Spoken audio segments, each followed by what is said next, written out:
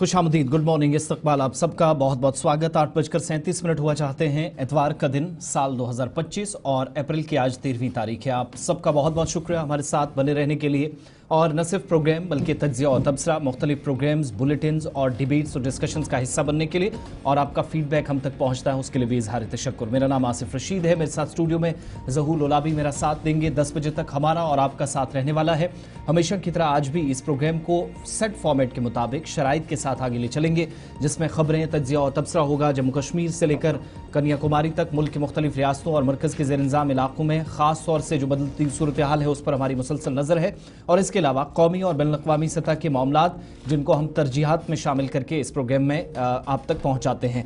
आज भी 10 बजे तक ये तमाम खबरें, मुख्तलिफ मौज़ूआत हैं, एक एक करके आप तक पहुँचेंगी। मशरिक़ वस्ता के ताल्लुक से जहाँ बड़ी अहम तरीन पेशरफ्त होने का आज इम्कान है, कुछ बड़े फैसले मुतवक्के हैं, इस हवाले से आगे चलकर गुफ्तगू शनीद करेंगे। कुछ बड़ी बातें, अपडेट्स आप तक पहुंचेंगी। जम्मू कश्मीर के ताल्लुक से बात होंगी तो कुछ एडवाइजरीज हुकूमती सतह पर जारी हुई हैं अलग अलग मकामात पर, और उन दूर दराज इलाकों की तरफ भी आपको लिए चलेंगे जहां मवासलाती निज़ाम को बेहतर करने की कोशिश हुई है और मस्बत पेशरफ्त हुई है। साथ साथ जम्मू कश्मीर के अंदर मुख्तलिफ सरकारी महकमों या इदारों में तब्दीलियाँ, कुछ रिपोर्ट्स, एंटी करप्शन ब्यूरो की जानिब से कार्रवाइयाँ या चार्जशीट, और जम्मू कश्मीर के एक इलाके के अंदर जहाँ पर एक दिलदोज हादसा पेश आया। इस हादसे के बाद रंजोगम का इजहार मुतद्दिद शख्सियात की जानिब से किया गया, लेकिन हुकूमती सतह पर भी मुतासरीन के लिए इमदाद का ऐलान, थोड़ी देर में उस पर भी चलेंगे। और 2 बैक टू बैक ऑपरेशंस के ताल्लुक से आप तक खबरें पहुंचेंगी। थोड़ी देर में ग्राउंड जीरो से हमारे नुमाइंदे आप तक तफसीलात पहुंचाएंगे और कुछ बराह रास्त मनाजिर भी या एक्सक्लूसिव विजुअल्स भी आप तक, जो कार्रवाइयाँ सिक्योरिटी फोर्सेज की जानिब से की गई हैं। और इसके अलावा वक्फ तरमीमी कानून के खिलाफ मुख्तलिफ हिस्सों में, मुख्तलिफ रियासतों में एहतजाजी मुजाहिरों का एक सिलसिला दिखा है। एक रियासत के अंदर जहाँ पर सूरत हाल गैर यकीनी हुई है, इस ताल्लुक से अपडेट आप तक पहुंचेगा। ये सारे मौज़ूआत आज के प्रोग्राम सलाम जेके का हिस्सा रहेंगे, जेके 24/7 न्यूज़ और गुलिस्तान न्यूज़ पर। इसके अलावा न सिर्फ टेलीविजन स्क्रीन पर बल्कि मुख्तलिफ सोशल मीडिया प्लेटफॉर्म्स पर भी आप हमें देख और सुन सकते हैं। ऑफिशियल वेबसाइट www.gulistannews.in, और इसके अलावा साथ साथ फेसबुक, यूट्यूब पर वक्फे से नशरियात आप तक पहुंचेंगी। यूट्यूब पर बराह रास्त आप हमें देख और सुन सकते हैं, और साथ साथ इंस्टाग्राम, एक्स और कू जैसे दीगर ऑफिशियल साइट्स या फिर एप्लीकेशंस के जरिए हमारे साथ आप ज्वाइन कर सकते हैं। प्रोग्राम का आगाज फॉर्मेट के मुताबिक हिस्ट्री ऑफ द डे के साथ होगा, और आज अंग्रेजी या ग्रेगोरियन कैलेंडर के मुताबिक 13 अप्रैल को माजी में कौन से वाक़यात हुए हैं, आज 13 अप्रैल की हिस्ट्री ऑफ द डे के साथ ज़हूर। बहुत शुक्रिया आसिफ। तो नाज़रीन, प्रोग्राम की शुरुआत तय फॉर्मेट के हिसाब से हिस्ट्री ऑफ द डे के साथ करेंगे कि माजी में आज के दिन की अहमियत क्या है। आज 13 अप्रैल है, इतवार का दिन है, लेकिन कौमी और आलमी सतह पर आज के दिन क्या कुछ हुआ है, एक एक करके वो आपके सामने आ रहा है। और आपको बता दें कि आज के दिन 13 अप्रैल 1919 जलियांवाला बाग के जलसे आम में भारतीय निहत्तों पर अंधाधुंध गोलियां चलाई गई, जिसके नतीजे में 380 के करीब अफराद हलाक हुए, जबकि 1208 लोग जख्मी हुए। आज से 105 बरस कबल ये सानहा पेश आया था। और आज के दिन 1939 में भारतीय लाल सेना, इंडियन रेड आर्मी की तश्कील हुई थी।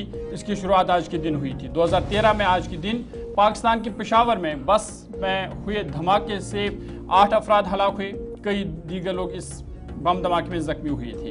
1699 में आज के दिन सिखों के 10वें गुरु गोविंद सिख ने खालसा पंथ की बुनियाद डाली। इसकी शुरुआत आज के दिन हुई थी। 1796 में इटली की जंग में नेपोलियन ने ऑस्ट्रेलिया को शिकस्त दी थी। 1772 में आज के दिन वॉरेन हेस्टिंग्स बंगाल में ईस्ट इंडिया कंपनी के सरबराह मुंतखब हुए। ईस्ट इंडिया कंपनी की इन्होंने आज कमान संभाली थी। 1921 में आज के दिन 13 अप्रैल को स्पेन में कम्युनिस्ट वर्कर्स पार्टी का क़याम अमल में लाया गया। 1944 में आज के दिन सोवियत यूनियन और न्यूजीलैंड के दरमियान सफारती ताल्लुकात कायम हुए। दोनों मुल्कों के दरमियान दोस्ताना ताल्लुकात हुए। और 1960 में आज के दिन फ्रांस सहारा रेगिस्तान में एटम बम का तजुर्बा करने वाला चौथा मुल्क बना। ये एजाज़ उन्होंने आज के दिन अपने नाम किया। 1966 में इराकी सदर अब्दुल सलाम आरिफ एक हेलीकॉप्टर हादसे में मारे गए। ये वाक़या भी आज के दिन रोनमा हुआ था। 1980 में फ्रांस चौथा न्यूक्लियाई मुल्क बना। और 1984 में आज के दिन टीम इंडिया ने पाकिस्तान के शारजाह में पाकिस्तान को 58 रनों से शिकस्त देकर पहली बार एशिया कप अपने नाम किया था। ये एजाज़ भारतीय क्रिकेट टीम ने आज के दिन अपने नाम किया था। चंद अहम वाक़ात थे कौमी और आलमी सतह के, जो हमने एक एक करके आपके सामने रखे। आगे बढ़ते हैं, बात आज के दिन के हवाले से करते हैं, और आप बात मशरिक़ वस्ता के हवाले से करेंगे, क्योंकि ईरान और अमेरिका के दरमियान मुज़ाकरातों का सिलसिला आज से बाज़ाब्ता तौर पर शुरू हो चुका है।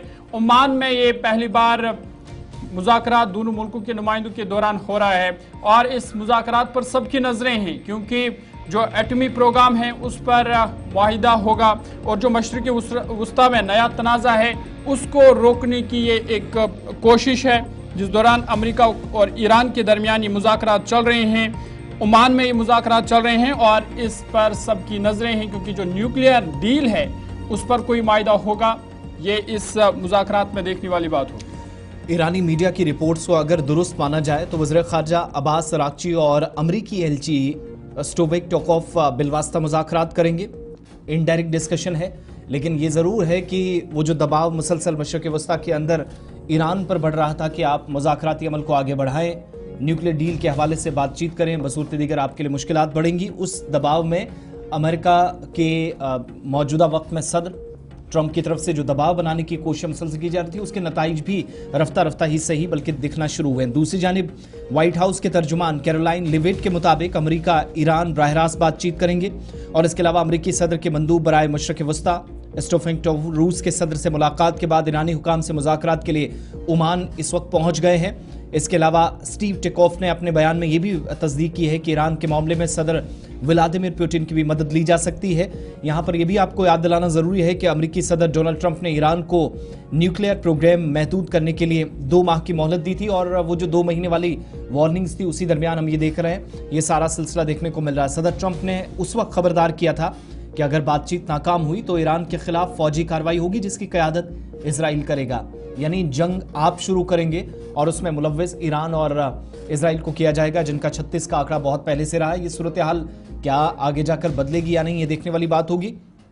मगर फिलहाल ये कि मशरिक़ वस्ता के अंदर इस नए और बड़े तनाज़े को ख़त्म करने के लिए जो मुज़ाकराती अमल शुरू हुआ है, बातचीत का नया दौर शुरू हुआ है, इसके क्या मस्बत या पॉजिटिव रिजल्ट्स होंगे, ये देखने वाली बात होगी। ज़रा आपको पाकिस्तान लिए चलते हैं और पाकिस्तान के शहरियों पर हमला हुआ है और हमला बड़ा भयानक किस्म का, ये भी ईरान के अंदर सिस्तान सूबे के अंदर, जहाँ पर नुकसान की काफ़ी ज़्यादा इतलात है। सिस्तान सूबे के अंदर एक वर्कशॉप पर फायरिंग की गई है और 8 पाकिस्तानियों का इतलात के मुताबिक जो यहाँ पर काम कर रहे थे, जिनमें बेशतर लोग जो सीनियर वर्कर्स थे, इनका कत्ल किया गया है। अफगान बॉर्डर के करीब मुसल्लह अफराद की जानिब से ये जो फायरिंग का वाक़या है वो अंजाम दिया गया है और इतलात ये हैं कि 8 अफराद के हाथ पैर बांधे गए, फिर गोलियों का निशाना बनाया गया और इस वाक़े के बाद पाकिस्तान और अफगानिस्तान के दरमियान सूरत हाल फिर से कशीदा हो सकती है, क्योंकि बयानात का एक सिलसिला भी दोनों अतराफ से देखा गया है। और ख़बर यह है कि जब ये फायरिंग की गई है, ये 8 के 8 लोग जिनका कत्ल हुआ ये कार मैकेनिक्स थे। सिस्तान सूबा बलूचिस्तान में 8 पाकिस्तानी ये जो कार मैकेनिक्स थे, इनको कत्ल करने के बाद दोनों मालिक के ताल्लुकात पर मनफी असरात मुरतब कर सकता है। ईरानी मीडिया ऐसे इसकी तस्दीक कर रहा है कि ईरान के सूबा सिस्तान और बलूचिस्तान में अफगान बॉर्डर के करीब ये वाक़या पेश आया है और पाकिस्तान के अंदर जो मीडिया रिपोर्ट्स बता रही हैं वो ये कि मकतूल 8 पाकिस्तानी सिस्तान के इलाके मोहरिस्तान में काम करते थे और ईरानी हुकाम वाक़े की तहकीकात कर चुके हैं। साथ साथ हमलावरों ने वर्कशॉप में दाखिल होकर पहले इन 8 के 8 लोगों के हाथ पैर बांधे, फिर गोलियों का इनको निशाना बनाया गया। वही तरीकाकार जो कभी सीरिया और यमन के अंदर देखा जाता है, जिस तरीके से बशार अल असद की अफवाज अपने सियासी मुखालफिन या हरीफों को शिकस्त देने के लिए किया करती थी, वो तरीका यहाँ पर अपनाया गया और कई माजी में तालिबान की तरफ से भी इस तरह के वाक़यात को अंजाम दिया जाता रहा। ये 8 जो पाकिस्तानी मारे गए, तमाम का ताल्लुक पंजाब सूबे से है। 5 की शनाख्त इस वक्त तक की इतलात के मुताबिक हो गई है, जिनमें जाफर, दानिश, नासिर, वर्कशॉप का मालिक दिलशाद और इसका बेटा नईम शामिल हैं और कानूनी कार्रवाई के बाद लाशें पाकिस्तानी हुकाम के हवाले किए जाना या भिजवाने के लिए इकदाम किए जा रहे हैं। मगर सूरत हाल यहाँ मजीद अबतर हो सकती है, जिस तरह का अफसोसनाक वाक़या पेश आया है। ये तो बैनुल-अक़वामी सतह पर चंद बड़ी बातें या मालूमात अब तक पहुँचाना ज़रूरी थी। अब इसके बाद सीधा कौमी सतह की खबरें आप तक पहुँचाएंगे और सबसे पहले बात वक्फ तरमीमी कानून के खिलाफ होने वाले एहतजाज के ताल्लुक से, क्योंकि मगरबी बंगाल की जो सूरत हाल है, मुल्क के मुख्तलिफ रियासतों में एहतजाजी मुजाहिरों का एक सिलसिला भी देखा गया। हुकूमत की तमाम तरह की यकीन दहानियों और कोशिशों के बावजूद भी इन एहतजाजी मुजाहिरों को अभी तक रोका नहीं जा सका और ताज़ा तरीन इतलात के मुताबिक मगरबी बंगाल के अंदर सिचुएशन आउट ऑफ कंट्रोल हुई है। हुकूमत तनकीद का निशाना जिसे बनाया जा रहा है और अब जाकर बंगाल के अंदर BSF की मजीद 5 कंपनियां तैनात करनी पड़ी हैं, क्योंकि बॉर्डर स्टेट है, बांग्लादेश के साथ बॉर्डर शेयर करती है, तो सूरत हाल सिक्योरिटी के पर्सपेक्टिव से ख़राब ना हो, इस चीज़ का भी अंदाज़ा पहले से एजेंसीज लगाकर इकदाम कर रही हैं। 150 से ज़्यादा लोगों को अब तक गिरफ्तार किया जा चुका है। कशीदा सूरत हाल के बीच मुजाहिरीन की जानिब से मुसलसल मुतालबा किया जा रहा है कि वक्फ कानून को वापस लिया जाए। अब दूसरी जानिब इन तमाम मुजाहिरीन को, जिनमें बेशतर मुस्लिम तंजीमें जिनको लीड कर रही हैं, आप सब जानते हैं कि ममता बनर्जी की तरफ से पहले ही खुल्लम खुल्ला ऐलान किया गया था कि वक्फ कानून रियासत मगरबी बंगाल या वेस्ट बंगाल के अंदर नाफिज नहीं किया जाएगा। तो एक उस सहारे के तहत दूसरी जानिब जब कार्रवाइयाँ होने लगी तो बेशतर अफराद को यह कहकर पकड़ा गया कि ये शर्त पसंद अनासिर हैं। सूती और शमशीरगंज जैसे इलाकों में बढ़ती हुई बदमनी के बीच कलकत्ता हाई कोर्ट ने मुतासरा इलाकों में मरकजी नीम फौजी दस्तों की तैनाती का भी हुक्म दे दिया है और इसके बाद तशद्दुद-ज़दा इलाकों में तकरीबन 300 से ज्यादा BSF एहलकार तैनात हैं। रिपोर्ट्स के मुताबिक रियासती हुकूमत की दरख्वास्त पर BSF के इजाफी जवानों को तैनात किया गया है। मरकजी दाखिला सेक्रेटरी गोविंद मोहन ने भी बाज़ाब्ता तौर पर गुज़श्ता रोज मगरबी बंगाल के मुर्शिदाबाद में BSF एहलकारों की 5 इजाफी कंपनियों की तैनाती का ऐलान किया और वजारत दाखिला के बयान के मुताबिक दाखिला सेक्रेटरी ने तशद्दुद के सिलसिले में मगरबी बंगाल के चीफ सेक्रेटरी और DGP के साथ वीडियो कॉन्फ्रेंसिंग की और कहा कि वो सूरत हाल पर गहरी नजर रखें, जल्द अज जल्द हालात मामूल पर लाने के लिए मुनासिब इकदाम करें। और वजारत दाखिला के बयान के मुताबिक मरकजी दाखिला सेक्रेटरी गोविंद मोहन के साथ बातचीत में वेस्ट बंगाल के DGP ने यह तफसीलन बताया है कि सूरत हाल कशीदा है लेकिन काबू में है और इस पर गहरी नजर मुसलसल इदारे रख रहे हैं। मकामी तौर पर तैनात जो BSF एहलकार हैं उनसे मदद ली जा रही है। अब तक 150 से ज्यादा लोगों को गिरफ्तार किया जा चुका है और ममता बनर्जी के इस बयान की तनकीद भी हो रही है कि उनकी हुकूमत वक्त तरमीमी कानून को लागू नहीं करेगी। बीजेपी लीडरान या आला क़यादत ये कह रहे हैं कि ममता को डॉक्टर भीमराव अंबेडकर के बनाए हुए आइन का कोई एहतराम नहीं है और पुरतशद्दुद मुजाहिरे या जब रियासत जल रही है, बड़े इलाके में बदमनी है, तो उस वक्त वो इन तमाम चीज़ों को रोकने या कम करने के बजाय कोशिशें कर रही हैं कि मज़ीद वो अपने सियासी मफादात को मद्देनज़र रखते हुए इक़दाम करें। इधर दूसरी जानिब अगर ममता बनर्जी बंगाल में वक्फ एक्ट लागू करने से इनकार कर रही हैं तो ये वाज़ेह है कि वो अंबेडकर के बनाए हुए आइन का कोई एहतराम नहीं करती।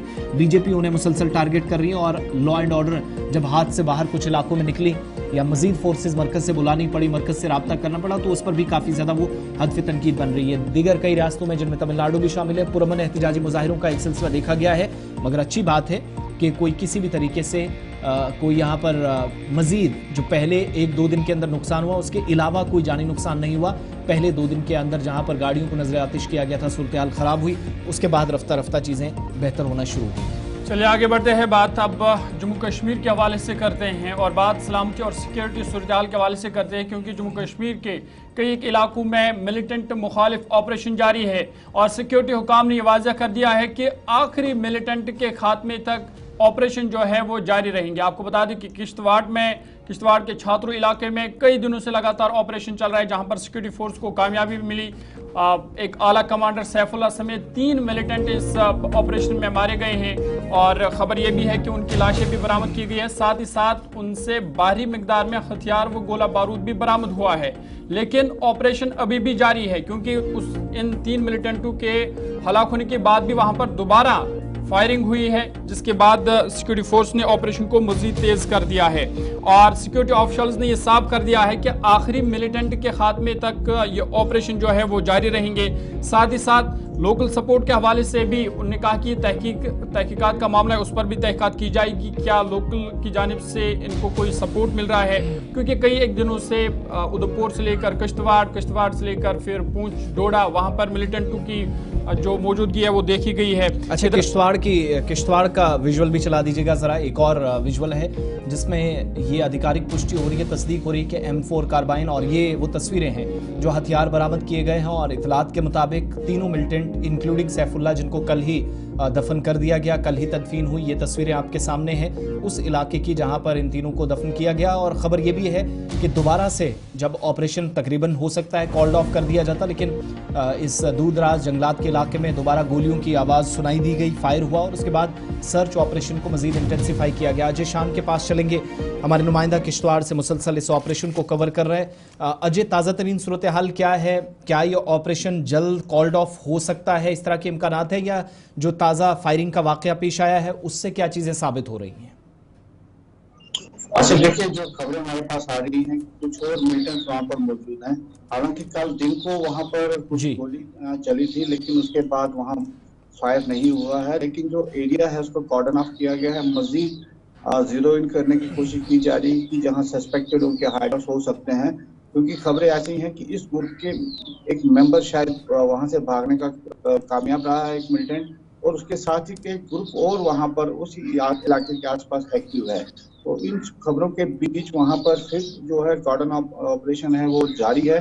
जैसे आपने भी कहा कि डीआईजी डीपीआर ने पहले ही कह दिया है कि जब तक अंतिम मिलिटेंट जिंदा है वहां पर कार्रवाई जारी रहेगी। तो उसी के चलते अभी भी कार्रवाई जारी हैं, तलाशी अभियान वहां चल रहा है। और जैसे मैंने कहा जी। कि जीरो होने की कोशिश की जा रही है कि जो सस्पेक्ट हाइड हाउस हैं।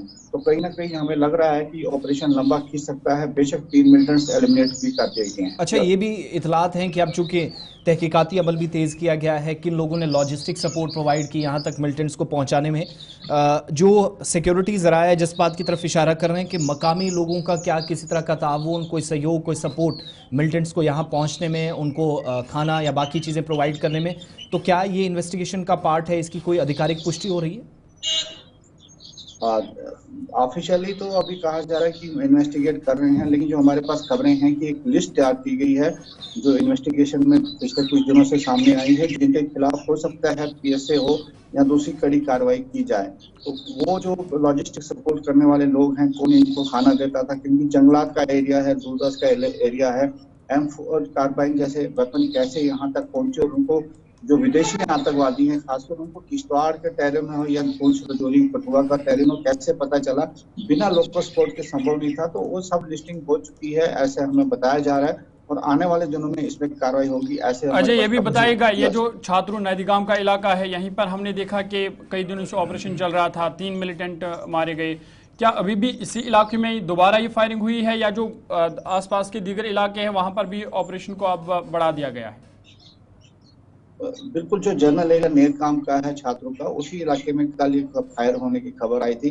हालांकि उसके बाद शांति रही, कोई फायर नहीं हुआ, लेकिन उसी एरिया में सारी डोमिनेशन है, सारा ऑपरेशन उधर ही चल रहा है। लेकिन जो सस्पेक्टेड लोकेशन डिफरेंट जगह पर डिस्ट्रिक्ट में है, वहां पर एज पर रूटीन छापेमारी चल रही है। सस्पेक्टेड जो भी मूवमेंट है उस पर नजर रखी जा रही है, लेकिन जो मेन फोकस किया जा रहा है छात्रों के उसी जंगलात में फोकस किया जा रहा है। तो अजय, क्या ये माना जाए कि यहाँ पर और एक मिलिटेंट का ग्रुप या 2-3 मिलिटेंट और हो सकते हैं? जो सोर्सेज से हमारे पास खबरें आ रही हैं तो ऐसा ही माना जा रहा है कि शायद एक और ग्रुप हो सकता है जो दौरान एनकाउंटर इन मिलिटेंट्स के साथ संपर्क में था, जो मारे गए हैं। तो ऐसा सोर्सेज की तरफ से खबरें सामने आ रही हैं कि कुछ एक ग्रुप और इनकी मदद के आसपास था वहां पे, लेकिन अभी एग्जैक्ट खबर सामने नहीं आई है, क्योंकि जो ऑफिसर्स हैं वो भी इस मसले को लेकर टाइट लिप्ड हैं, क्योंकि सुरक्षा कारणों से कुछ चीजें सरकारी तौर पर भी हमारे साथ शेयर नहीं की जा रही, लेकिन सोर्सेज के मुताबिक एक ग्रुप शायद और वहां पर हो सकता है। बहुत शुक्रिया अजय शान, तफसीलात फराहम कर रहे थे, किश्तवाड़ से हमारे साथ थे। मुसलसल ऑपरेशन के ताल्लुक से अपडेट्स आप तक पहुंच रही हैं, लेकिन अलग अलग जगहों के अंदर ये तलाशी कार्रवाइयाँ, जैसा कि उधमपुर के अंदर एक बड़ा ऑपरेशन जो ख़त्म किया गया, किश्तवाड़ के अंदर अभी ऑपरेशन चल रहा है जिसकी तस्दीक खुद पुलिस या सिविल अथॉरिटीज़ कर रही हैं, और साथ साथ राजौरी पुंछ के अंदर भी कोई गैर यकीनी सूरत हाल पैदा ना हो, सरहदी सलामती को यकीनी बनाया जाए।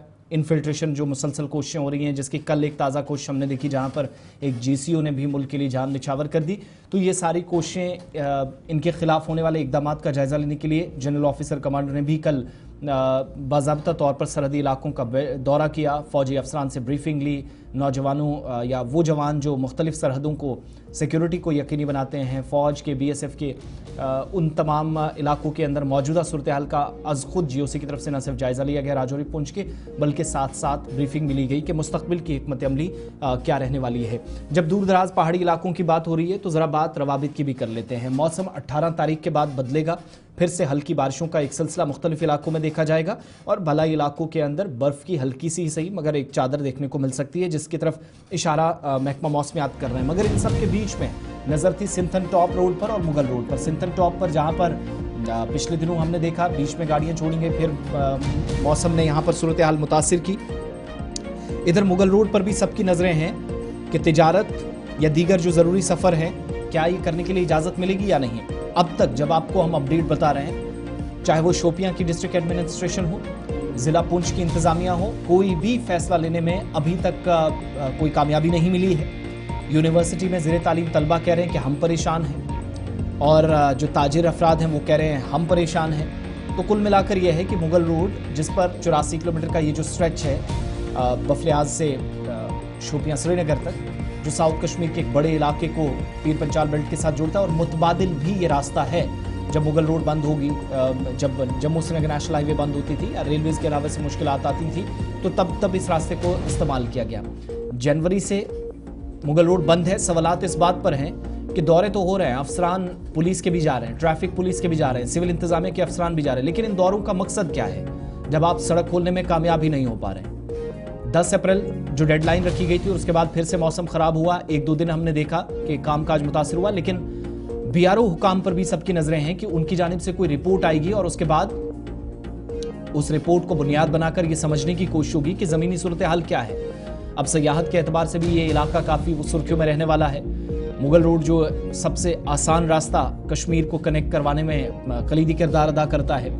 ट्रैफिक पुलिस के जिम्मेदारान कल एसएसपी भी गए, और इसके अलावा सिविल इंतजामिया के जो अफसरान हैं वो भी ये कह रहे हैं कि बीआरओ काम की जानिब से जिनके पास सड़क की बहाली का पूरा काम था, उन पर सबकी नजरें हैं। लेकिन इस वक्त सूरत हाल ये है कि मरीज जिनको श्रीनगर का रुख करना हो वो रियासी वाला रास्ता अपना रहे हैं। अभी भी रास्ता बंद है। सड़क दोबारा खोलने में ताखीर हो रही है और अथॉरिटीज किसी फाइनल डिसीजन पे नहीं पहुंची हैं, जिसमें डिप्टी कमिश्नर पुंछ खुद पिछले दिनों जायजा ले चुके हैं सूरत हाल का। ये ऑफिशियल कंफर्मेशन है कि बर्फ हटा दी गई है, दोनों तरफ से रास्ते को कनेक्ट किया गया, लेकिन क्या वजूहात है सड़क को नहीं खोला जा सका है। जरा पहले कंसर्न्ड पुलिस अफसरान को भी सुन लेते हैं, और उसके बाद आकाश मलिक भी हमारे साथ, हमारे नुमाइंदा ज्वाइन करेंगे। जरा समझने की कोशिश करेंगे कि ये इंतजार कहीं मजीद तवील तो नहीं होने वाला है। हमने पीर की गली जो मुगल रोड में पड़ती है, जिसमें ये एक वैसा पॉइंट है जहाँ पर शोपियाँ एक तरफ से कश्मीर की तरफ से और दूसरी साइड से पुंछ का जो एरिया है, जहाँ से दोनों डिस्ट्रिक्ट जो है वो सेग्रीगेट होते हैं। मुगल रोड जो यातायात के लिए जनवरी में बंद हो गया था बर्फबारी के बाद, उसको दोबारा खोलने के लिए इसका एक हम इंस्पेक्शन करने DTI पुंछ और जहां SO सोनकोट उनके साथ जहां हमने इस इलाके इस पीर की गली का आज दौरा किया, और उसमें इस रोड की जो है वो कंडीशन वो देखी। इसके रिगार्डिंग जो है हम जो है वो फर्दर बात कर लेंगे। तो BRO की टीम, क्योंकि जिस रोड ये जो है जो BRO ने टेकअप किया हुआ है वो टेक्निकल एक्सपर्ट्स हैं, उनकी रिपोर्ट और जो है वो डिस्ट्रिक्ट एडमिनिस्ट्रेशन को उसके मुताबिक जो है वो डिसीजन लेगी कि इस रोड को जो है फर्दर जो है ये यातायात के लिए कब खोला जाए। तो उसी सिलसिले में जो है हमने भी जहाँ का दौरा किया और फर्दर डिसीजन जो है वो DC साहब लेंगे कि रोड को जो है इसको कब खोला जाएगा। चलिए, ये तो पुलिस अफसरान की बात आपने सुनी। आकाश मलिक हमारे साथ, हमारे नुमाइंदा। आकाश, आज या कल ये इंतज़ार ख़त्म होगा जनवरी के बाद जो रोड बंद है? क्या सूरत हाल इस वक्त है? जो अथॉरिटीज़ बता रही हैं कि शायद रिपोर्ट आने का इंतज़ार किया जा रहा है, क्या एक्चुअली इस वक्त है सिचुएशन इस एरिया में? जी आसिफ, मैं आपको बताता चलूं कि तारीखी मुगल शाहरा पे पिछले 3 दिन पहले डिप्टी कमिश्नर पुंछ के साथ साथ SSP पुंछ ने एक विजिट किया था, लेकिन उस दिन हमने ग्राउंड पे देखा कि उसी दिन जो है 10 तारीख को ये विजिट था और मौसम उस दिन काफी खराब हो गया था, जिसको लेके फिर से वहां हल्की सी स्नोफॉल दोबारा से हुई थी। आज हुई वापसी हुई, डिप्टी कमिश्नर पुंछ से बात हुई, उन्होंने कहा है कि देर शाम को जो है BRO एक रिपोर्ट सबमिट करेगी, उसके बाद देखा जाएगा इस रोड को कब खोला जाएगा। आज की बात करें, बीते कल भी जो है काफी सारे बच्चे जिनका श्रीनगर में पेपर था, हालांकि अनऑफिशियल कुछ लोगों को क्रॉस जरूर करवाया गया क्योंकि बच्चों का पेपर था। तो आज सुबह की बात करें, आज भी ऑफिशियल से बात करने की अभी कोशिश की गई है। उन्होंने कहा है कि अभी तक जो है BRO की कंप्लीट रिपोर्ट सबमिट नहीं की गई। दूसरी तरफ लोगों की काफी डिमांड है, क्योंकि जिस तरीके से रोड क्लियरेंस पूरी है, खोलने में क्यों एडमिनिस्ट्रेशन देर कर रही है। आज भी काफी लोगों का अभी भी काफी कॉल्स आ रही है, क्योंकि मेडिकल फैसिलिटी के हवाले से लोग ज्यादातर श्रीनगर सफर करते हैं, क्योंकि वहाँ पे जो मेडिकल फैसिलिटी अच्छी मिलती है। तो आज भी जो है इस वक्त तक जो है रोड जो है ऑफिशियल ने इस पे कोई भी जो है स्टेटमेंट नहीं दिया। हालांकि बीते कल SSP ट्रैफिक ने यहाँ पे विजिट किया, उनसे भी हमने बात की। उन्होंने कहा है कि देर शाम को डिप्टी कमिश्नर पुंछ से बात होगी और उसके बाद ही कोई डिसीजन लिया जाएगा, लेकिन अभी तक कोई भी रोड को लेके कोई भी डिसीजन नहीं लिया गया। बीआरओ हुकाम से इस सिलसिले में कोई राब्ता हो सका आपका?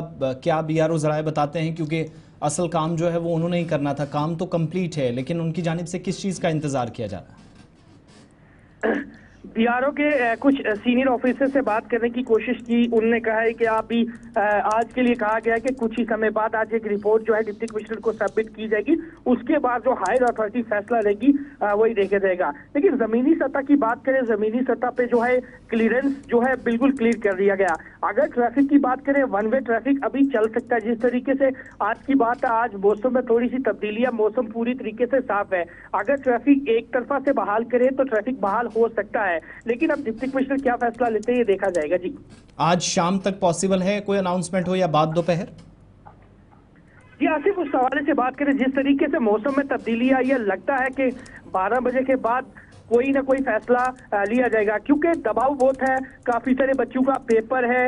मेडिकल फैसिलिटी के हवाले से बात करें, क्योंकि लोगों का चेकअप भी, लोग चेकअप कराने भी श्रीनगर जाते हैं, तो लोगों की कॉल्स भी बहुत आ रही है। एडमिनिस्ट्रेशन के लिए भी बड़े चैलेंजेस हैं, क्योंकि ऊपर स्नोफॉल जो है क्लियर, जो रास्ता क्लियर किया गया, लेकिन साइड्स पे जो है स्नो काफी है।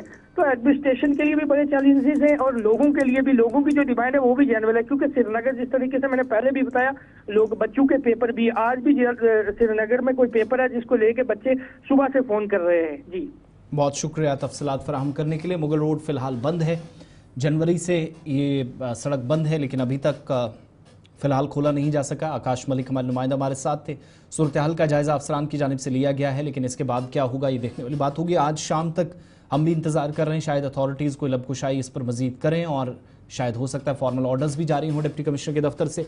लेकिन चूंकि ये 2 डिस्ट्रिक्ट एडमिनिस्ट्रेशन, सिर्फ पुंछ एडमिनिस्ट्रेशन या शोपियां किसी एक को कहा जाए वो जिम्मेदार है सड़क नहीं खोलने में, तो दोनों की इन्वॉल्वमेंट ज़रूरी है। लेकिन उससे भी बड़ा काम बीआरओ हुकाम का, जिनके मुताबिक काम तो मुकम्मल हुआ है, लेकिन अगर काम मुकम्मल है तो फिर फ़ौरन से सड़क की बहाली के बाद या काम मुकम्मल होने के बाद अब खोला जाना चाहिए। क्योंकि अगर आप जोजिला पास को देखें, सिंथन टॉप को देखें, कुपवाड़ा टंगधार करना जाने वाली सड़कों को देखें, तो पीर की गली के मुकाबले वहाँ पर ज़्यादा बर्फ़ होती है और कई फीट ऊंची वो बर्फ़ की परत, उसको काट कर रास्ता अगर यकीनी बनाया जा सकता है तो फिर इस रास्ते को क्यों नहीं, जो उन रास्तों से बहुत ज़्यादा अहमियत का हामिल है या ज़्यादा इसकी इंपॉर्टेंस है। वक्त ही छोटे से ब्रेक का है, 9:05 हो रहे हैं। फ़ौरन लौटेंगे, दीगर कुछ मौज़ूआत, वो खबरें आप तक पहुँचेंगी, हमारे साथ रहिए।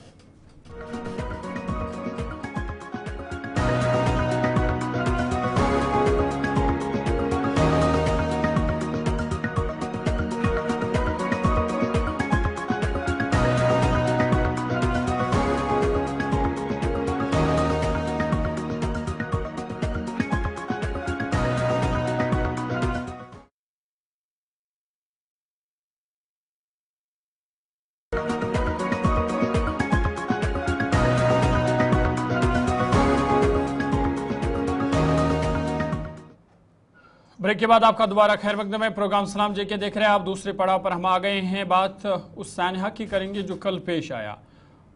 शायद किसी ने सोचा नहीं था कि जो तालिब इल्म टुलिप के सैर के लिए निकले थे, वालिदैन ने उनको तैयार किया था, वापसी पर हमें उनकी लाशें देखनी पड़ी। सोगाम डिग्री कॉलेज की बस एक्सकर्शन के लिए जा रही थे, लेकिन बदकिस्मती से हंदवाड़ा के मकाम पर ये बस जो है उलट गई, जिसके नतीजे में 25 जो उसमें सवार थे तलबा थे वो ज़ख्मी हो गए। बाद में एक जो आसिया रशीद नामी तलबा कलारूस की रहने वाली है, इसकी मौके पर ही मौत वाक़ा हो गई। बाद में जो 2 सीरियस थे उन्हें SMHS अस्पताल श्रीनगर रेफ़र किया गया। वहाँ पर भी बदकिस्मती से मैमुना अली नामी एक तालिबा जो है सोगाम की रहने वाली है, उसकी मौत वाक़ा हो गई। कुल मिलाकर इस दर्दनाक सड़क हादसे में 2 तालिबात की मौत हो गई, जबकि 20 के करीब ज़ख्मी हो गए। बाकी जो ज़ख्मी तलबा है वो JMC हंदवाड़ा में ज़ेर इलाज हो और बताया जा रहा है कि फ़िलहाल उनकी हालत मुस्तहकम है। लेकिन ये बड़ा दर्दनाक और अफसोसनाक हादसा, जिसकी वजह से पूरे इलाक़ाई लोलाब में गम और मातम की लहर है और हर कोई इस हादसे पर गम और मातम का इजहार कर रहा है।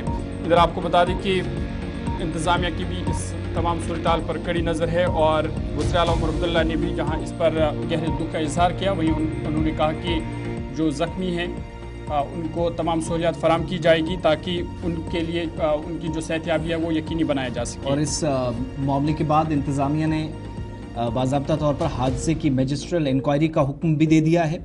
एक तरफ ये और दूसरी तरफ लाहिकीन के लिए व ज़ख्मियों के लिए एक्सग्रेशिया का ऐलान भी सरकार की जानिब से किया गया, जहां पर लेफ्टिनेंट गवर्नर मनोज सिन्हा, वज़ीर आला उमर अब्दुल्ला, जम्मू कश्मीर की वज़ीर सेहत सकीना ईतू, साबिक वज़ीर आला जम्मू कश्मीर डॉक्टर फारूक अब्दुल्ला, PDP सदर महबूबा मुफ्ती, सजाद गनी लोन, मीर वाइज डॉक्टर मौलवी मोहम्मद उमर फारूक व दीगर अहम शख्सियात की जानिब से इस हादसे पर दुख और अफसोस का इजहार करते हुए जिन 2 बच्चों की जाने गई उनके लिए दुआए मगफिरत की और साथ साथ हुकूमती सतह पर भी ऐलान किए गए एक्सग्रेशिया 1 लाख रुपए देने का। नेक्स्ट ऑफ किन्स या जो लवाहिकीन हैं, जो 2 बच्चों की मौत हुई है, उनके लवाहिकीन के लिए सरकार की तरफ से 50,000 रुपये, उमर सरकार की तरफ से जो लोग सीरियस इंजर्ड हुए हैं, ज़ख्मी हालत में अस्पतालों में ज़ेर इलाज है, उनके लिए 50,000 रुपये और 25,000 रुपये उन तलबा के लिए जो मामूली ज़ख्मी हुए।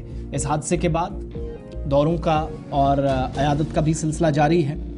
सकीना मसूद इत्तू जो कि मौजूदा वक्त में यूनियन टेरिटरी की वज़ीर सेहत है, उनने देर रात GMC हंदवारा का दौरा किया, ज़ख्मियों की अयादत की और इतलात हैं कि लवाहिकीन से भी मुलाकात हुई है। डिप्टी कमिश्नर उनके साथ थे, साबिक रुकन असम्बली, साबिक वज़ीर, इंतज़ामिया के अफसरान, दीगर लोग उनके साथ थे और इस सिलसिले में उनने गुलिस्तान न्यूज़ से बात भी की है। रात देर गए जब वो ज़ख्मियों की अयादत के लिए अस्पताल पहुंची थी।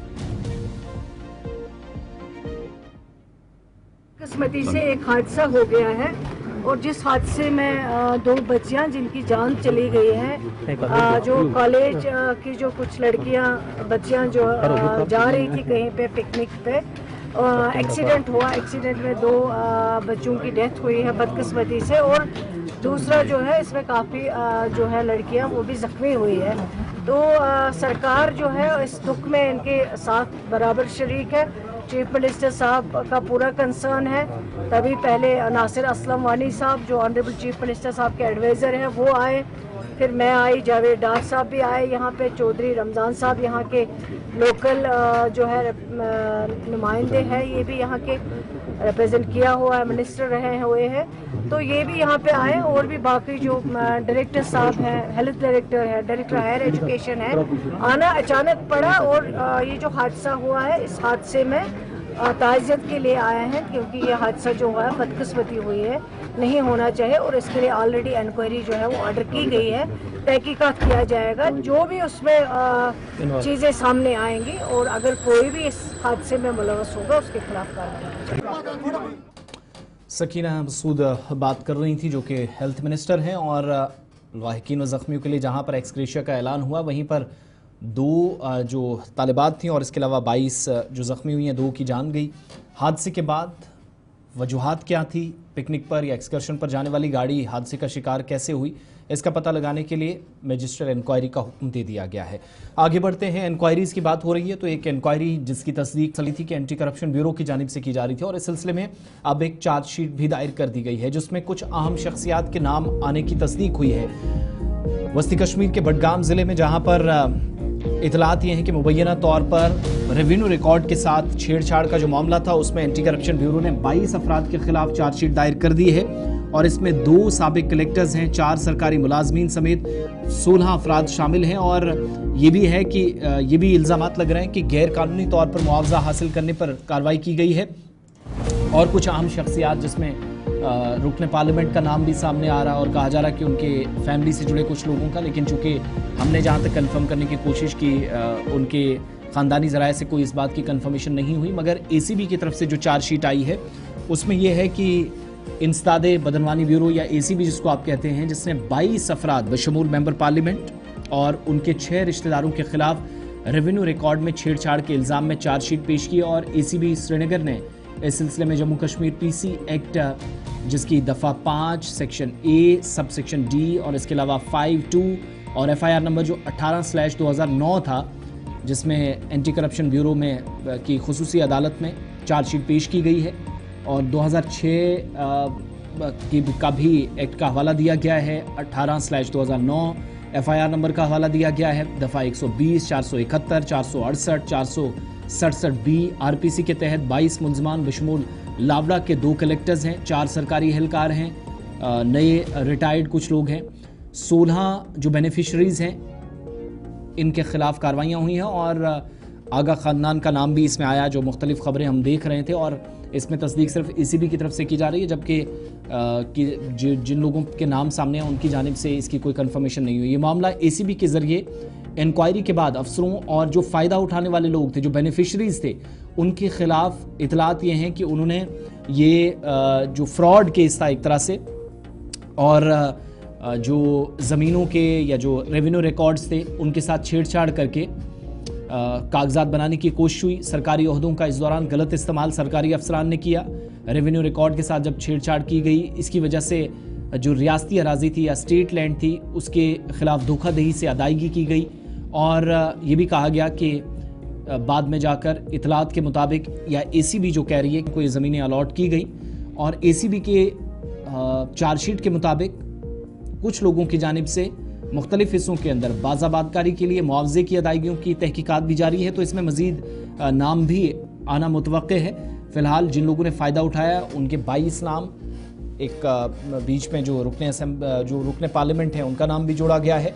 फ़िलहाल ये तो कंफर्म है कि 2 साबिक कलेक्टर्स, 4 सरकारी मुलाजमीन समेत 16 अफराद, और टोटल ये 22 बनते हैं, जिसमें 6 लोग जो आगा फैमिली के बनते हैं, जो ACB ज़राए बताते हैं। लेकिन दूसरी तरफ जब आप जाते हैं, चूँकि कंसर्न लोगों की तरफ से इसकी अभी कोई तस्दीक नहीं की गई, और कहा गया कि रखे अर्थ बडगाम के अंदर जहाँ पर ये ज़मीन बाद में किराएदारों को दी गई, फिर रेवेन्यू रिकॉर्ड्स के साथ छेड़छाड़, इधर से उधर ये मामला किया गया, और इसमें कुछ सरकारी अफसरान की भी जो है वो मुलव्विस होने की शिकायतें मौसूल हो रही थी।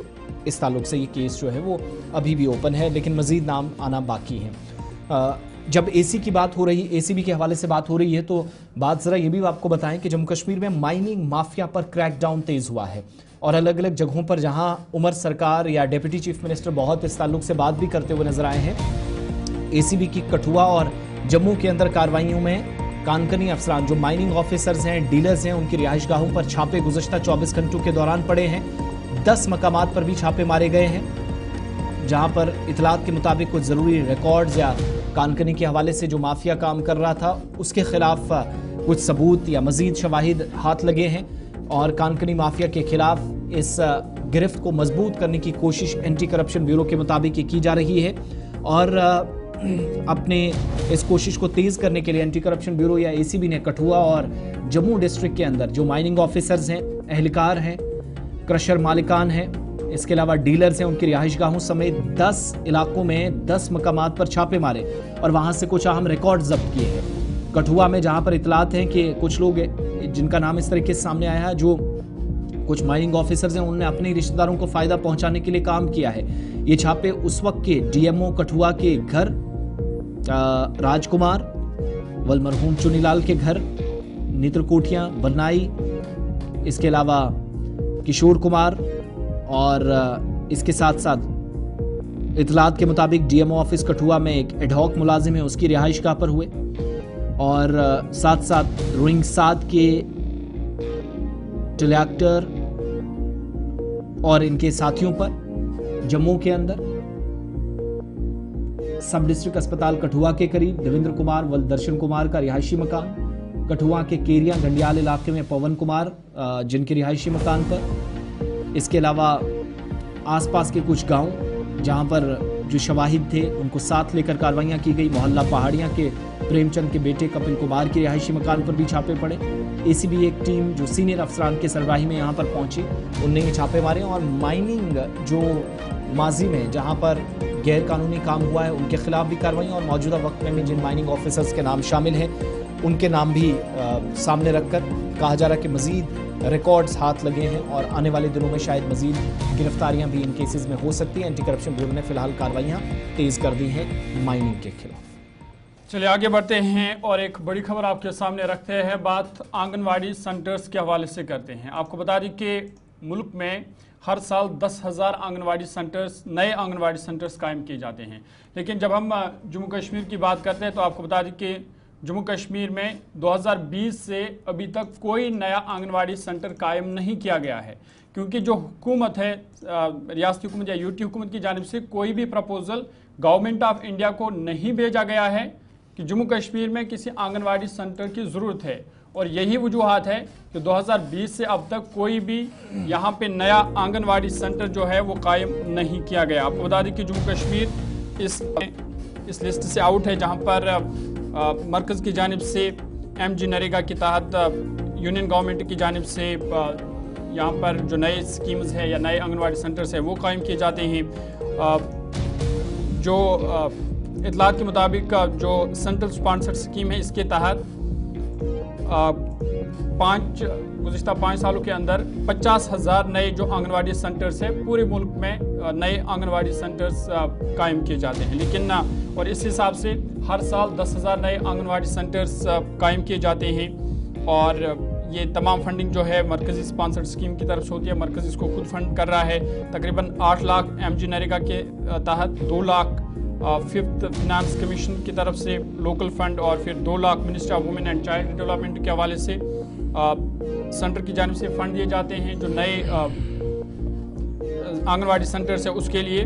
लेकिन जम्मू कश्मीर को कोई भी फंड इस हवाले से नहीं मिला है, क्योंकि जम्मू कश्मीर इंतज़ामिया, जम्मू कश्मीर हुकूमत की तरफ से मरकज़ को कोई भी तजावीज़ मौसूल नहीं है कि यहाँ मज़ीद आंगनवाड़ी सेंटर्स कायम करने की ज़रूरत है। बाकी स्टेट्स और यूटीज़ को आप देखेंगे तो जम्मू कश्मीर के मुकाबले में वहाँ पर उनकी ज़्यादा मुआवनत हुई है। बिहार को जहाँ पर क्लियरेंस मिला मरकज़ की तरफ से 6,155 आंगनवाड़ी सेंटर्स 2020 के बाद, अब ये प्रपोजल भेजे गए थे तो उन पर क्लियरेंस मिला।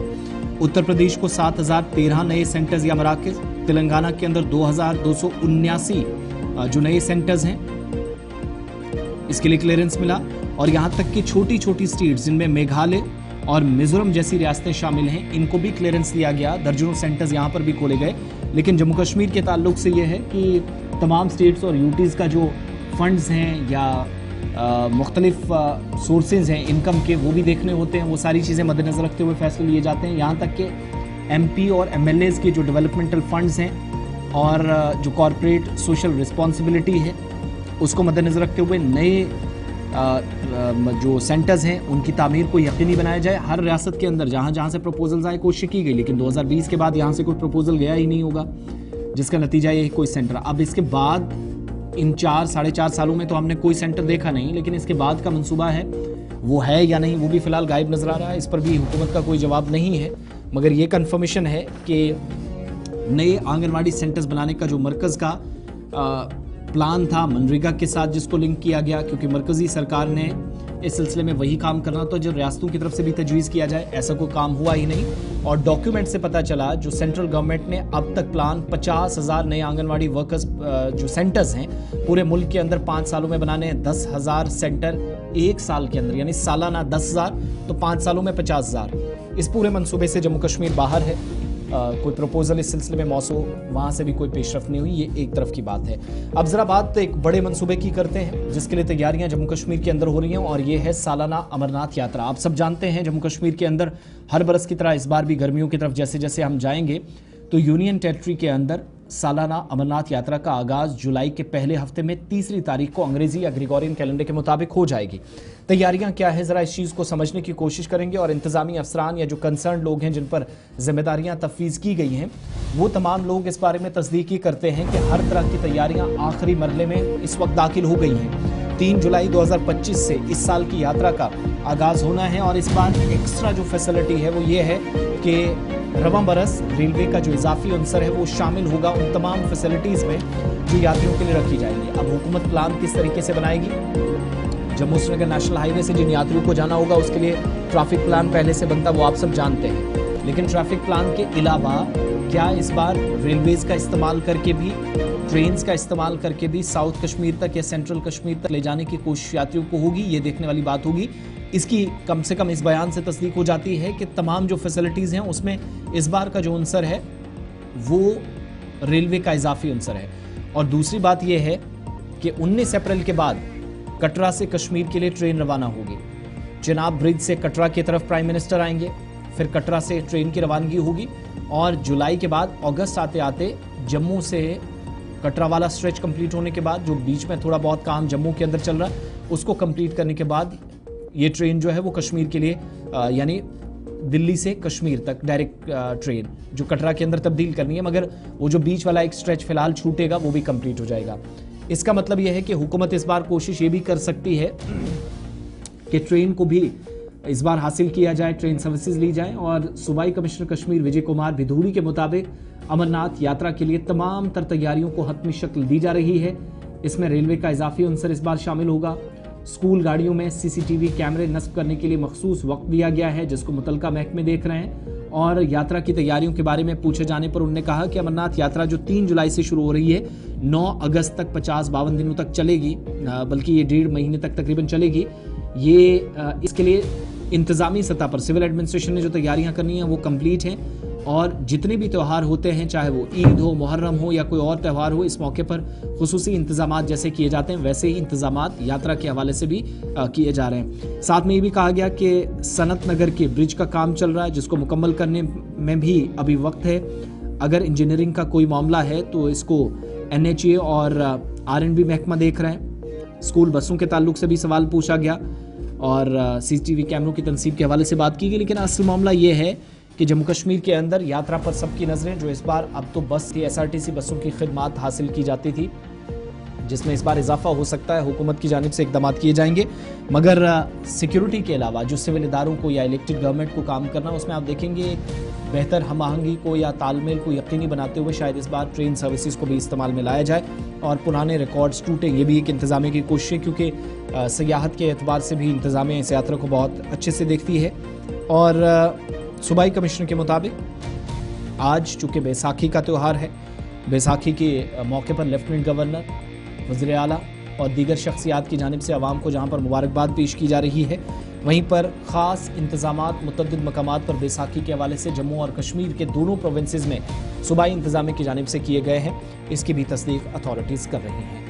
मज़ीद अहकामात सादिर हुए हैं, मज़ीद खबरें आप तक पहुँचेंगी। ब्रेक के उस पार वापस लौटेंगे तो जम्मू कश्मीर को एक बड़े इवेंट की मेज़बानी का शर्फ हासिल होने वाला है। वो इवेंट क्या है, कौन लोग इसमें शराकतदार होंगे, इस ताल्लुक से बात करेंगे। अपने नुमाइंदों के पास चलेंगे। और अगर आप गुलमर्ग या इसके आसपास के इलाकों में पिकनिक की गर्ज से जाते हैं, सैर व तफरी के लिए जाते हैं, तो इसके लिए एक ऑर्डर जारी हुआ है और उसमें इंतज़ामिया की जानिब से ये तस्दीक करने की कोशिश हुई है कि अब आपको पिकनिक जाने से पहले कुछ लवाजमात पूरी करनी होंगी। ख़ास तौर से इदारों पर बड़ी जिम्मेदारियां होंगी। ये एक ख़ास इंतज़ाम है और इसके पीछे वजह क्या है, ये समझने की कोशिश करेंगे। ब्रेक के उस पार हमारे साथ ज्वाइन करें।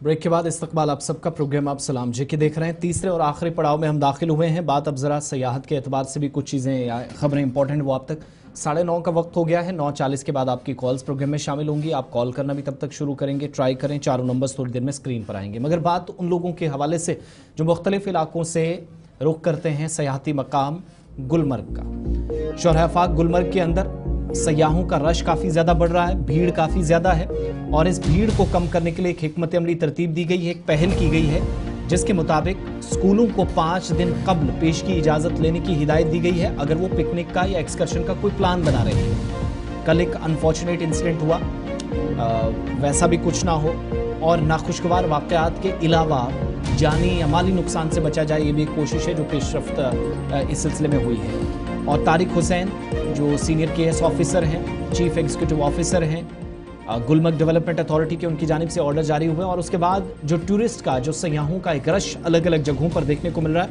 ख़ास तौर से गुलमर्ग के अंदर, यहाँ उन तमाम स्कूलों से, इदारों के सरबराहान से या कंसर्न लोगों से कहा गया है कि जब भी वो पिकनिक का कोई प्लान बनाए तो कम से कम 5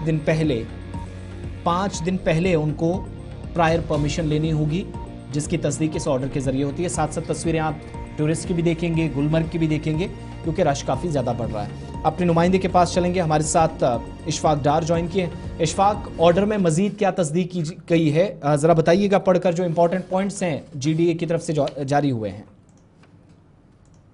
आसिफ जी, अगर हम वादी कश्मीर के मुख्तलिफ सयाहती मकामात की बात करेंगे, इनमें अगर खास बात जो है वो सयाहती मकाम गुलमर्ग के हवाले से यूँ है कि chief executive officer Gulmarg development authority Tariq Hussain Naik ने कल एक हुक्मनामा उस वक्त सादर किया जब बहुत सारी जो निजी स्कूल की गाड़ियां जो है जो इंडस्ट्रियल टूर पे आते हैं, क्योंकि अब जाके नीब के तहत जो है बहुत सारे स्कूलों में यहाँ पर सरकारी स्कूलों में अगर बात करेंगे वहां पर बच्चों को इंडस्ट्रियल टूर के लिए लिया जाता है। उस हवाले से कुछ गाड़ियां जो है वो गुलमर्ग की ओर आ रही थी और काफी जाम में वो फंसी थी, क्योंकि जिस मकसद के लिए स्कूलों ने उन्हें तलब किया था यहाँ पर देखने के लिए, वहां पर उनका मकसद जो है कहीं ना कहीं पूरा नहीं हो पा रहा था। तो उस वजह से जैसे चीफ एग्जीक्यूटिव ऑफिसर गुलमर्ग ने स्कूली बच्चों से टंगमर्ग में बात की तो उनका सर ये कहना था कि यहाँ पर हम गुलमर्ग में जो यहाँ का म्यूजियम है जो हमारे भारतीय फौज ने बनाया है और जो हेरिटेज कुछ जगह है उनको कलमबंद करने के लिए वो आए हैं, उनकी जानकारी लेने के लिए आए थे, लेकिन जाम में फंसने की वजह से वहां पर नहीं पहुंचे और टंगमर्ग से ही उन्हें वापस लौटना पड़ा। उसके बाद में यहाँ पर इंतजाम के अफसरान की एक मीटिंग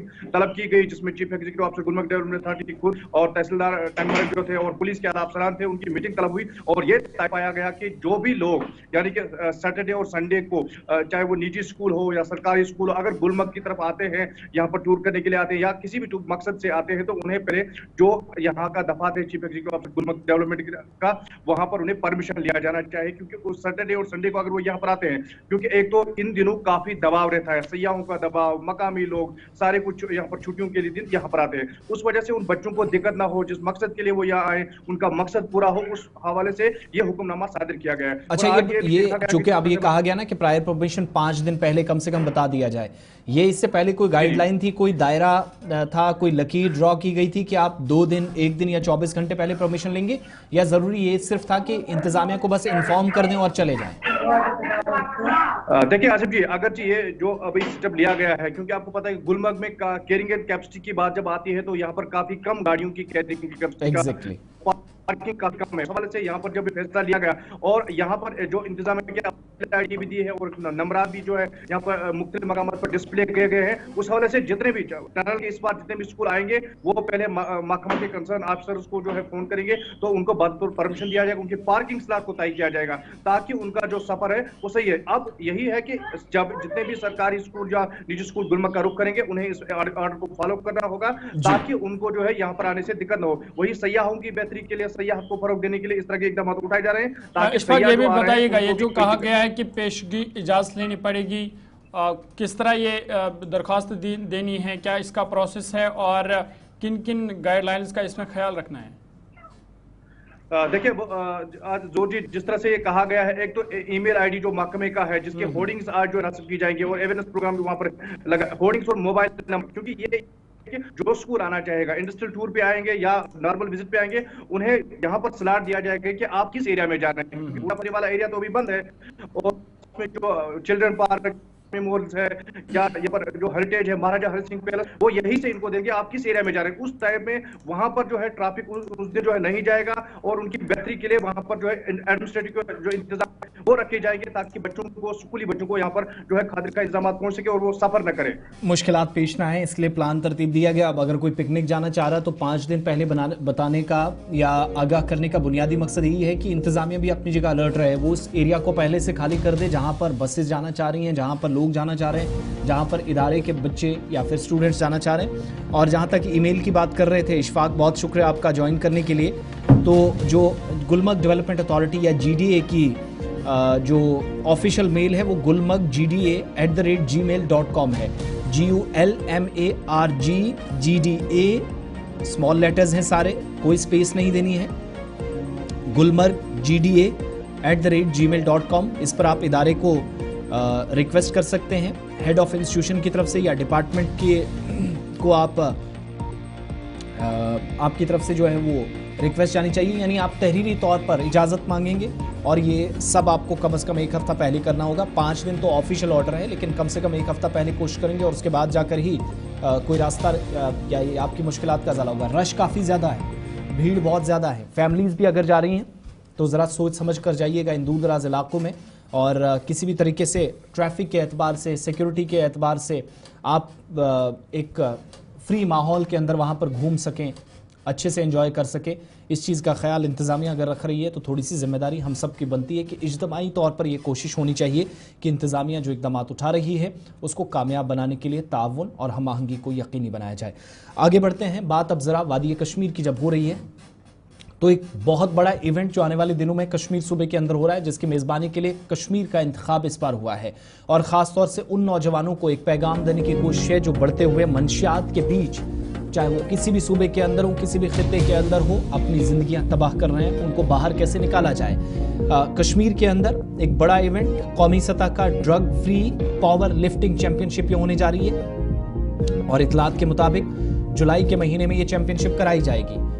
हमारी जानकारी के मुताबिक 150 से ज़्यादा नौजवान हैं, खिलाड़ी हैं जो इस इवेंट का हिस्सा बनने जा रहे हैं। इरफान फाजिल, गुलिस्तान न्यूज़ नुमाइंदा, वादी कश्मीर से हमें ज्वाइन किए हैं। इरफान, वेन्यू क्या है, क्या तैयारियां हैं, टाइमिंग क्या है और कौन लोग इस बड़े इवेंट में शामिल होने जा रहे हैं? बहुत बहुत शुक्रिया आसिफ रशीद और वेलकम आपका। आज आप काफी टाइम के बाद दोबारा स्क्रीन पर नजर आए तो बड़ी खुशी हो रही है। और जहां तक कश्मीर के साथ साथ इस national level drug free programme को लेकर मैं बात करना चाहूंगा, पावर लिफ्टिंग चैंपियनशिप जो कि साल 2025 जुलाई के माह में होने जा रही है, जिसमें तकरीबन 150 के करीब एथलीट्स जो है एक्सपेक्ट किए जा रहे हैं और शेर कश्मीर इंडोर स्टेडियम में ही, जी हाँ, मैं कहूंगा कि पहली बारी ये इतना बड़ा इवेंट होने जा रहा है जो कि एक हिस्ट्री रची जाएगी। खासतौर पर अगर मैं नेशनल पावर लिफ्टिंग फेडरेशन या इन कोलैबोरेशन के साथ साथ बात करूं, ग्लोबल पावर लिफ्टिंग कमेटी जो है खास तौर पे जिन्होंने इस प्रोग्राम को एज अ होस्ट सेट किया है अंडर द बैनर ऑफ जन्नत कश्मीर, जो कि जुलाई 21, 22, 2025 में होने जा रहा है स्टेडियम में। और इस कैटेगरीज के साथ साथ अगर मैं बात करूं तो इसमें juniors, seniors, masters and physical challenge के साथ साथ मेन एंड वुमेन को भी पार्टिसिपेट करने का मौका मिलेगा। इस प्रेस कॉन्फ्रेंस के जरिए जो अभी एक प्रेस कॉन्फ्रेंस इन्होंने एसोसिएशन ने की है, उन्होंने कहा कि एक हिस्टोरिक इवेंट है जो कश्मीर में पहली बारी हो रहा है और इसका मुद्दा मकसद यही है कि खाली आप स्पोर्ट्स को प्रमोट ही नहीं बल्कि यूथ के साथ साथ एक बड़ी अवेयरनेस ड्रग अब्यूज को लेकर की जा रही है। आपको बताते चले कि जिस तरीके से हम पावर लिफ्टिंग या बॉडी बिल्डिंग के लिए जो स्टेरॉइड्स का इस्तेमाल करते हैं तो उसको मुकम्मल लाइफ टाइम बैन करने के लिए भी एक पैगाम दिया गया है। विनर्स के साथ साथ बताया जा रहा है कि जो वर्ल्ड क्लास मेडल्स वो साउथ कोरिया से मंगवाए गए हैं, जिनकी तकरीबन जो वेट है वो 240 ग्राम रहेंगे और 5 इंच उसका साइज भी रहेगा। इस बीच अगर कंपटीशन और प्लेटफॉर्म को लेकर बात करें तो एक बड़ा होस्ट जो होने जा रहा है कश्मीर में होने जा रहा है। अब एंट्री और कैटेगरीज के हवाले से बड़ा इंपॉर्टेंट है, इसमें 13 साल से लेकर 19 साल तक जो है एंट्री कैटेगरीज रखी है और उसके साथ साथ जूनियर्स को लेकर 20 से लेकर 23 साल तक रखी गई है। मास्टर्स को 40 प्लस अबो या कह सकते हैं कि डिफरेंट एज कैटेगरी भी रखा गया है। सीनियर्स जो पार्टिसिपेट करेंगे वो 24 साल से लेकर 39 साल तक होंगे। फिजिकली चैलेंज एथलीट्स के लिए सलाम, उनको भी पार्टिसिपेट करने का मौका मिलेगा। इस बीच मैं बात करूं तो एक स्ट्रिक्टली फॉलो चेकअप्स होंगे बॉडी वेट को लेकर, जिसमें मेन एंड विमेन कैटेगरी होगी। ऑर्गेनाइजर्स को लेकर मैं बात करूं तो कश्मीर के बड़े जाने माने उमर बॉडी बिल्डर भूपिंदर सचदेवा, नासिर अहमद गनाई या संजय डबलकर जो है ये इसके ऑर्गेनाइजर रहेंगे और इसकी जो लास्ट डेट सबमिशन है रजिस्ट्रेशंस को लेकर वो 25 मई बताई जा रही है फॉर रजिस्ट्रेशंस। और साथ ही साथ अगर कोई भी क्वेरी करनी है रिगार्डिंग दिस इवेंट तो वो ऑर्गेनाइजर्स के साथ या फिर लाइव स्ट्रीमिंग के साथ या लाइव वेबसाइट्स पर जाके राबिता कायम कर सकते हैं। Big history for Kashmir power lifting championship. बहुत बहुत शुक्रिया सईद इरफान फाजिल, तफसीलात फराहम कर रहे थे। एक बड़ा और मेगा इवेंट ख़ास तौर से उन नौजवानों के लिए जो अपनी सलाहियतों का लोहा मनवाना चाहते हैं और मुल्क और रियासत के लिए अब तक अलग अलग जगहों पर फ्री पावर लिफ्टिंग के ज़रिए या इस एक मुनफरिद स्पोर्ट्स के ज़रिए वो या इन गेम्स के ज़रिए न सिर्फ पैगाम देते हैं बल्कि मंशियात मुखालिफ एक कैंपेन भी चलती है। तो इतना बड़ा इवेंट अगर कश्मीर सूबे के अंदर हो, उस पैगाम को आम करने में कोशिश इज्तिमाई तौर पर होनी चाहिए। अब ज़रा आपकी कॉल्स भी प्रोग्राम में शामिल करेंगे। जब तक आप प्रोग्राम में हमारे साथ ज्वाइन करेंगे 2 खबरें आप तक पहुंचेंगी और बात ज़रा राजौरी की भी कर लेते हैं, जहां पर कुछ तलबा के खिलाफ ज़हूर कार्रवाई हुई है। बिल्कुल, JMC जो राजौरी है वहाँ पर ये तालिब इल्मों के खिलाफ कार्रवाई हुई है क्योंकि तालिब इल्मों ने इनडिसिप्लिन का मुजाहरा किया है, जिसके नतीजे में अब उनके खिलाफ बाज़ाब्ता तौर पर कार्रवाई हुई है। आपको बता दें कि JMC राजौरी में हुकाम ने बड़ी कार्रवाई करते हुए फ़िलहाल 5 तलबा को हॉस्टल से निकाल दिया है। बेज़ाब्तगी पर हॉस्टल तलबा पर यह कार्रवाई हुई है, इनडिसिप्लिन पर यह कार्रवाई हुई है और फिलहाल इस वाले से मज़ीद तहक़ीक़ात जो है वो जारी है। इन तलबा से कहा गया है कि फ़िलहाल वो जेएमसी को खाली करे, रूम्स को खाली करे, क्योंकि इनडिसिप्लिनरी एक्टिविटीज़ है वो किसी भी कीमत पर बर्दाश्त नहीं की जाएंगी। आपको बता दें कि ये मामला 10 और 11 अप्रैल का है, जहाँ पर मेहरा कैंपस बॉयज़ हॉस्टल जो है वहाँ पर ये तलबा की जानिब से इनडिसिप्लिन क्रिएट किया गया, जिसके नतीजे में जो ऑफिशियल्स हैं उन्होंने नोट्स जारी करते हुए professor doctor AS Bhatia, principal JMC Rajouri, उन्होंने कहा कि इस तरह का बिहेवियर किसी भी सूरत में काबिल कबूल नहीं है, इसको बर्दाश्त नहीं किया जाएगा और फिलहाल इनको कॉलेज से बाहर का रास्ता दिखाया गया है। जमशीद मलिक हमारे साथ है। जमशीद, अपडेट कीजिएगा, क्या ये पूरा मामला है और फिलहाल खबर ये आ रही है कि इनको जेएमसी राजौरी से निकाल दिया गया है? जेएमसी राजौरी के मेडिकल कॉलेज के हॉस्टल से 5 तलबा की छुट्टी उस वक्त कर दी गई जब इन पर ये इल्जाम लगाया कि इन्हें कुछ यहाँ इनडिसिप्लिन क्रिएट किया और वो भी दरमियानी रात के शब को इस तरह के इनडिसिप्लिन की खबर सामने आई, जिसके बाद प्रिंसिपल डॉक्टर AS भाटिया की तरफ से फौरी कार्रवाई करते हुए 5 तलबा को हॉस्टल खाली करने के साथ ही एक इंक्वायरी टीम भी बिठा दी है कि उसके अगर इंक्वायरी टीम के बाद अगर कोई मजीद पाया जाता है तो मजीद कार्रवाई भी इनके खिलाफ हो सकती है। मगर प्रिंसिपल की तरफ से फौरी कार्रवाई की गई है, क्योंकि मेहरा के अंदर ही गर्ल्स और बॉयज हॉस्टल दोनों एक ही 4 दीवारी के अंदर है, जहाँ पे ये मामला सामने आया और पहले से ही जिस तरह प्रिंसिपल की तरफ से कहा गया कि किसी तरह का इनडिसिप्लिन इस इलाके में बर्दाश्त नहीं चेक किया जाएगा। मगर बॉयज हॉस्टल से ये खबर सामने आई जहाँ 5 तलबा पर ये इल्जाम है कि उन्होंने इनडिसिप्लिन क्रिएट किया, वो भी देर रात तक को, जिसके बाद इनके खिलाफ ये कार्रवाई हुई और इनको हॉस्टल खाली करने का हुक्मनामा जारी कर दिया। जोर ये जमशीद कहा जा रहा था कि ये एक तनाज़ा है, कोई कंट्रोवर्सी शुरू हुई है, हॉस्टल के अंदर लड़ाई हुई है या जेएमसी तक बात पहुंची है, इदारे के कामकाज को मुतासिर कर रहा है, क्या इस तरह की कंफर्मेशन हुई है या इनडिसिप्लिन तक ही बात कहकर कार्रवाई कर दी गई अथॉरिटीज़ की तरफ से? देखिए, जिस तरह हमारे पास खबर आ रही है इसमें बहुत सारी बातें जरूर निकल कर सामने है, मगर इन बातों का जिस तरह कहा जा रहा है कि कुछ आपसी रंजिश या इस तरह के मामले कोई खबर इसकी तस्दीक नहीं हो पाई है, मगर कुछ ऐसा लग रहा है कुछ ना कुछ जरूर के अंदर हुआ, क्योंकि इनडिसिप्लिन की बात जहाँ तक है देर रात को जिस तरह ये कहा जा रहा है दरमियानी शब 10 और रात की दरमियानी शब को ये मामला सामने आया, जिसके बाद कार्रवाई की गई इंतजामिया की तरफ से। हालांकि ये कहा जा रहा है इनडिसिप्लिन की, मगर थोड़े दिन के बाद जिस तरह इंक्वायरी टीम बिठाई गई उसकी रिपोर्ट के बाद ही ये चीज पूरी तरह वाज़ेह होगी कि आखिर हुआ क्या था। मगर जिस तरह खबरें निकल कर सामने जो इंतजामिया की तरफ से ऑर्डर जारी किया गया उसमें कहा गया कि इनडिसिप्लिन और को लेकर इनके खिलाफ कार्रवाई की गई।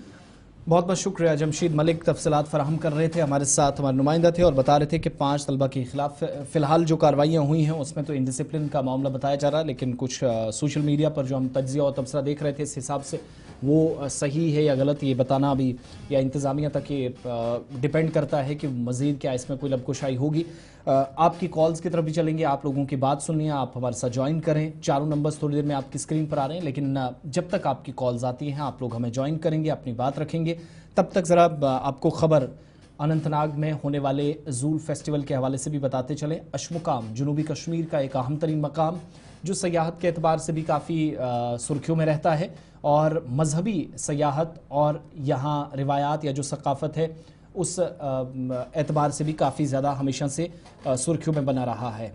यहाँ पर ज़ूल मेला जो इस इलाके को काफ़ी अहम बनाता है, काफ़ी ख़ास बनाता है और कई बरस कबल शुरू होने वाला ये जो ज़ूल मेला या जो रिवायात थी वो रात देर गए तक जारी रहीं। कल जहाँ पर डॉक्टर द्रक्षा अंद्राबी जो जम्मू कश्मीर वक्फ बोर्ड की चेयरपर्सन हैं, इंतज़ामात का जायज़ा लेने के लिए और मेले के हवाले से होने वाले इक़दामात का तफसीली जायज़ा लेने के लिए वो वहाँ पहुँची थी, मुतलकीन के साथ गुफ्तो शनीद हुई थी। रात देर गए SSP अनंतनाग ज़िला इंतज़ामिया के दीगर अफसरान भी यहाँ पर पहुँचे और ज़ूल फेस्टिवल जो कि हर बरस होता है और सूफ़ी बुज़ुर्ग हज़रत ज़ैनुद्दीन वली अलैहि रहमा की जहाँ उनके आस्ताने आलिया पर और इस मकाम ख़ास पर होने वाले इस प्रोग्राम में या मेले के ज़रिए लोग उन पुरानी रिवायात और सकाफ़त जो कहा जाता है कि एक कदीम सिलसिला है, उन रिवायात को बरकरार रखे हुए हैं और वो जो रिवायती रक़्स है उसके साथ लोग कल आगे बढ़ते हुए नज़र आए और जो मुतलका हुकाम की जानिब से होने वाली तैयारियां थी उस पर भी लोगों की जानिब से इत्मीनान का इजहार किया गया है। और इस सिलसिले में तकरीबन ये जो घंटों तकरीब चली है। डिप्टी कमिश्नर की जानिब से भी मुतलकीन के साथ राब्ते में थे। खबर है कि ज़िला में पुलिस और सिविल इंतज़ामिया मुसलसल मुतलकीन के साथ राब्ते में थी। जो इक़दामात उनकी जानिब से किए जाने थे वो किए गए। और जूल मेला जो हर बरस होता है इस बार भी हुआ। रात देर गए होने वाली तकरीब के हवाले से SSP अनंतनाग की जानिब से बात की गई गुलिस्तान न्यूज़ नुमाइंदा फ़िदा हुसैन के साथ।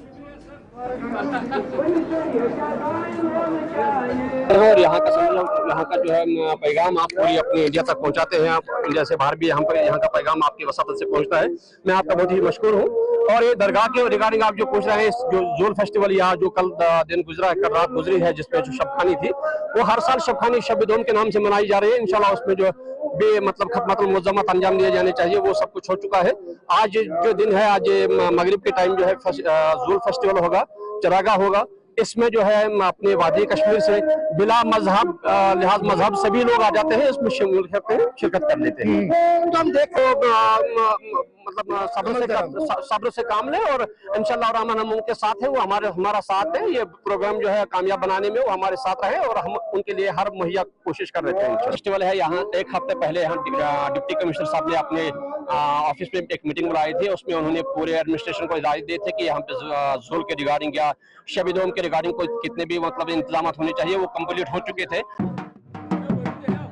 मेला है और कई बरसों से मनाया जाता है। इस बारे में जो रिवायत मशहूर है, बताया जाता है कि एक ज़माने में इस इलाके में एक आदमखोर देव ने जुल्म ढाकर लोगों की ज़िंदगी मुश्किल बना दी थी और इस आदमखोर देव ने एक गार में पनाह ली थी। हज़रत सखीउद्दीन वली ने इस देव का खात्मा करके पूरे बस्ती को जुल्म जबर से आज़ाद किया। लोगों ने खुशी के तौर पर लकड़ियाँ जलाकर पूरे इलाके में चरागा किया और तब से ये रिवायत मशहूर है और जारी है कि इसे कश्मीर में फिल जूल का नाम दिया गया और जूल मेले के हवाले से ये तकरीब जो है हर साल मनाई जाती है और यहाँ पर तमाम लोग एक होकर जो लकड़ियाँ जो है लकड़ी की मशल जलाकर अपनी अकीदत का इजहार करते हैं।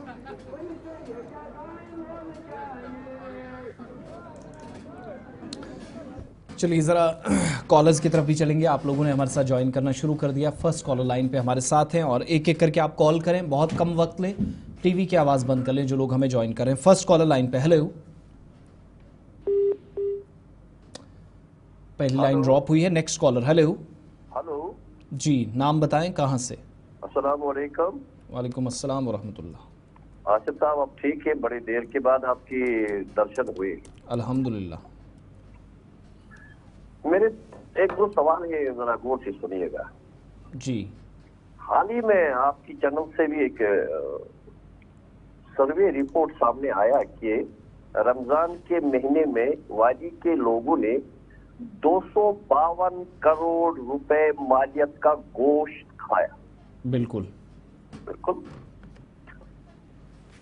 आपकी चैनल से एक ये जो अवामी कॉइनिंग प्रोग्राम हो रहा है क्या है, क्या ऐसा नहीं हो सकता है कि आप ऐसा ही प्रोग्राम हफ्ते में अगर 2 ही बार करें, लेकिन कंसर्न डिपार्टमेंट, और उस दिन आप आवाम से ये कहें कि इसी एक डिपार्टमेंट के हवाले से आप फोनिंग करें ताकि हम कंसर्न ऑफिसर से उनका जवाब भी दे दें।